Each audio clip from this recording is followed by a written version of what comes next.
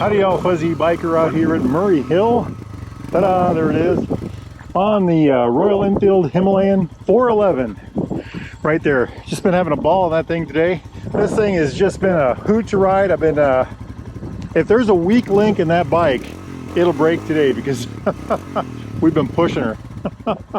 Like the dickens. I mean to tell you, I've been having a ball on this thing. And it's got almost 31,000 on it. We hit 30,000 last week, and we'll probably hit 31 either today or tomorrow. If I don't hit it today, it'll be close, but that's all right. It's just been a hoot to run.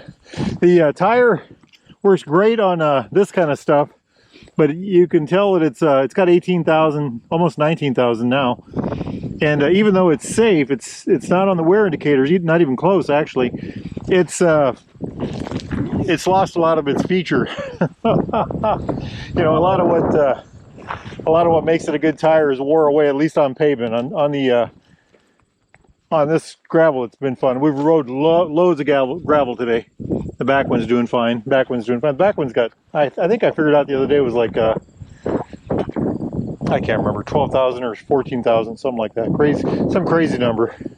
But what a bunch of fun. I'm trying to get in motorcycles. I call it motorcycle shape. That means I've got a long ride, Himalayan ride. We're going to go to Colorado. I think Thursday. We're going to try to be in Colorado or in Utah by Thursday night. So that's a lot of riding from Iowa.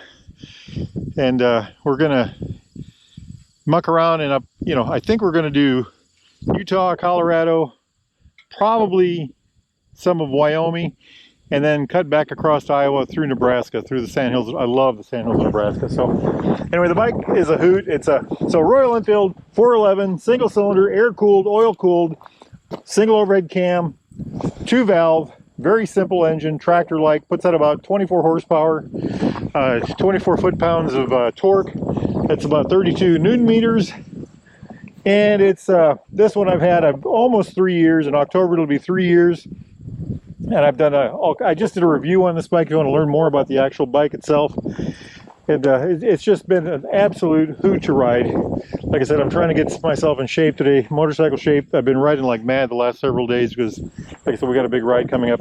I believe this is the best ADV on the planet. Now, of course, I am biased. I do own the bike, but let me tell you a story. I went to buy myself a brand new V-twin. I'm not going to say the brand, but you know what I mean. Brand new V-twin, just a beautiful machine. And I test rode it. It was $18,000 when I test rode it. I got back, it was $19,000. When I went into the office to sign the paperwork, it was $25,000. I was not happy, and I left. So I mulled around, and meanwhile, I test rode one of these. Baxtercycle let me, Baxtercycle.com. Check them out. Great people. They let me borrow one for a day. I put 180 miles on it, and I just fell in love. How could I fall in love with a motorcycle with only 24 horsepower? How can that happen? Well, it did. I drove a bunch of gravel, and actually I drove a bunch of the gravel roads today, the same roads that I was on when I test rode the original one.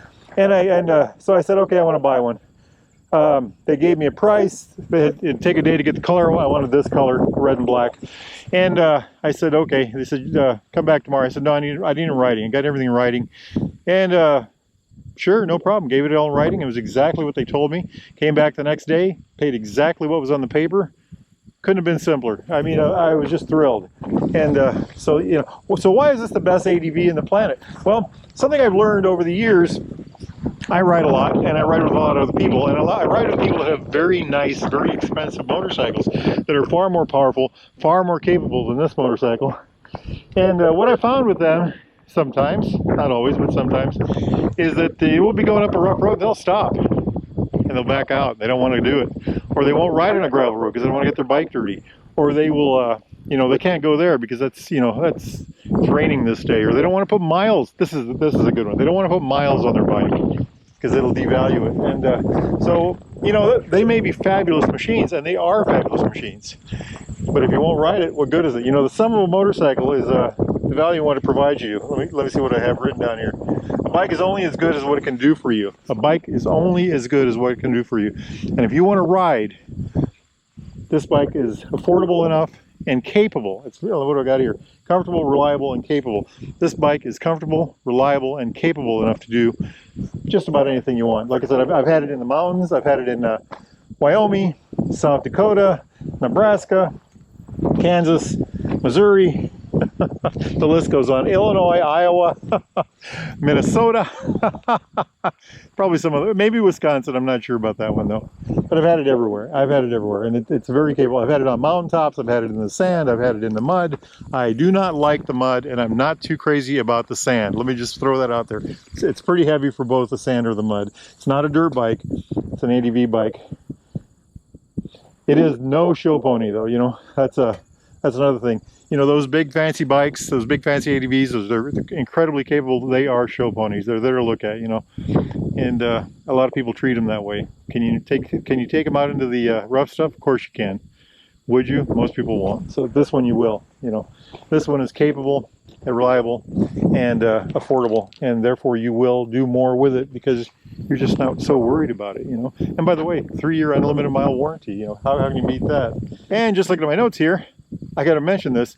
I have seen people trade in their big fancy ADVs for Himalayans. I've seen them try. I'm not going to mention brands, but I've seen it done, and I'm always amazed at it. But it's for that one single reason. They want to be able to ride their bikes. So is this the perfect ADV? Does this bike have problems? Yes, it does. There's two main ones that I can think of, and I think everybody will agree. You know, if you own one, love them like I love this one. If you've never been on one, you know, looked at the specs on paper, you're going to agree with me right away. It could use more power. You know, it could use more 24 horsepower. It could use a little more power. You know, that would help a lot. And you know, I've been able to make do with it. It's been a lot of fun. One of the things I wonder about is the fact that it is only 24 horsepower. Is that part of the charm of the motorcycle? Is that part of what makes it so much fun? You can just thrash the snot out of it, and with 24 horsepower, you know, it's not going to jump up and kick you in the butt, so to speak. So, you know, that's one of the problems. And the other problem that I'm going to point out on this whole motorcycle, it's not build quality, it's not reliability, you know, all those things that, you know, nothing is broken off this motorcycle, and I have put this thing through the gamut. You know, it is this front end. There's a lot of vibration. When you run down the road on this bike, if you stick your hand up here, you stick it back here, it's not so bad. You stick it up here, this whole area just vibrates right through here. And I've had this headlight apart a couple times because of, you know, pieces breaking off in there. I've had my instrument cluster, the whole thing is just, it's a rattling mess most of the time. You know, that's one of the most under-designed parts of the motorcycle, in my opinion. It's been the vein of many problems for a lot of riders, not most, but a lot of riders. You know, there's a compass in this one down here. It never works. When I got the bike, it said southeast for so long, I thought I was going to end up in Florida. Old joke, right? It's got dust in it, and on the inside, when you drive down the road, it rattles, and I think, you know, from the vibration over 33 years of riding, it has just, you know, they could have did better. So really, that's the two things that I would say are shortcomings on this particular motorcycle. Oh, the chain, the factory chain. I wore the first one out in 8,000 or 9,000. I put another one on just like it, wore it out in 8,000 or 9,000. I bought myself a nice, I think this is a DID chain. Haven't had any trouble with it since. You know, just keep it adjusted, no troubles at all. The other things that I've added, let's talk about adds. Things that I added that I think really, it's starting to sprinkle, really added to the value of the bike. Made the bike better. This seat, yeah, it is sprinkling. This is a seat concept seat. I'll cover that up. And that made this into a whole nother motorcycle. Just very, very comfortable, easy to ride long rides. My longest ride is 644 miles, I think, on this bike. And I've done a lot of 400, 500 mile days. I think I've only done one. Yeah, I think I've only done one 600 plus mile day on this one. The other one is this windshield. It's a big, kind of obnoxious, oversized thing. I put that on there. If I got another one, I'd get one. They made one that was 2 inches shorter. I'd probably get that one instead. And it has saved me in the rain like it is right now many times, and I'm very happy about it. Things I did not add to this. Oh wait, one more thing I added. The Bigfoot foot right down there. I can stand this thing up in mud. I can probably in a puddle of water and stand up. And of course the bags. Then you had to have bags, stuff like that. Things I did not add. I did not put a DNA filter in it, or a exhaust pipe, or a header, or a DNA, or what do they call that? Fuel X, or any of that stuff. I think I'm okay with that. Would I do it if I got a new one? I think I would actually, if I got another one of these air-cooled ones. But there's a better solution to that, and that is to simply buy the brand new Royal Enfield Himalayan 452. And guess who's got one ordered?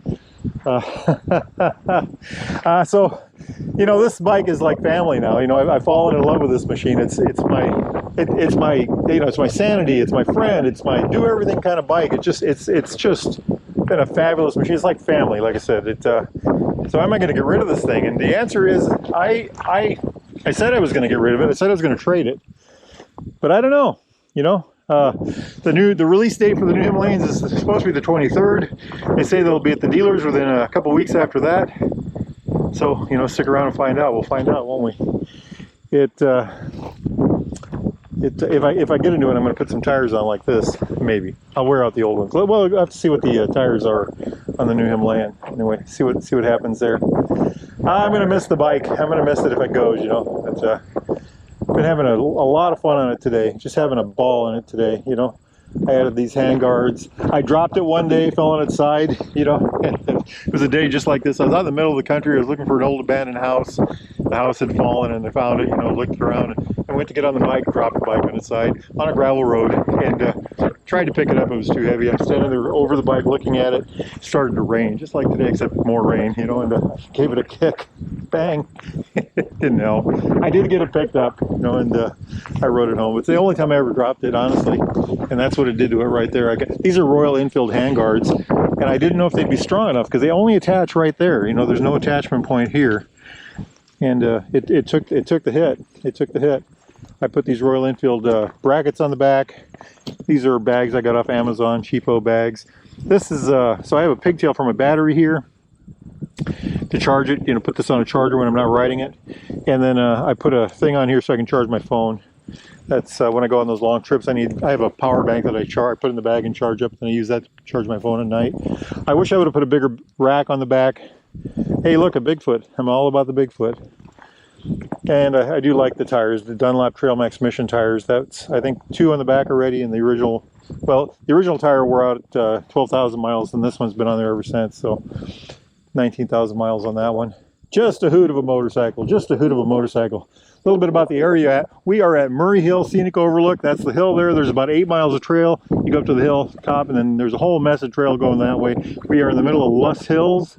Luss Hills is a geographic formation on the very western edge of Iowa. It's this is the Missouri River floodplain right here, and eons ago the glaciers, you know, would melt in the summer, and there'd be 25 miles worth of water right through here. In the fall, the glaciers would freeze back up. This would dry up.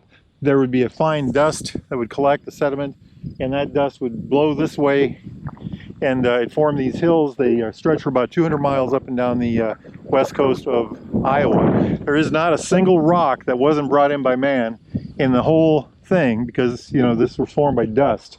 Now, we were taught that this is only in Iowa, but you know what? I've been in Nebraska, and I've seen it over there. I've seen less soil over there, and I've also seen less soil in just a little in the north 50 miles of Missouri. I don't know about you know, South Dakota or any of those places, but anyway, it's a beautiful motorcycle. And just real quick, I got this at Baxter Cycle in Marnie, Iowa. You know, they got Royal Enfields, Triumphs, British bikes of any type. If you're in the market for new or used of any of that, classic British bikes. They've got a whole mess of classic British bikes.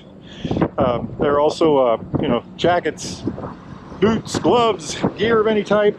I've got my Royal Enfield Nervik jacket on today. I was going to try that out because I think I'm going to wear this to Colorado when I go to Colorado.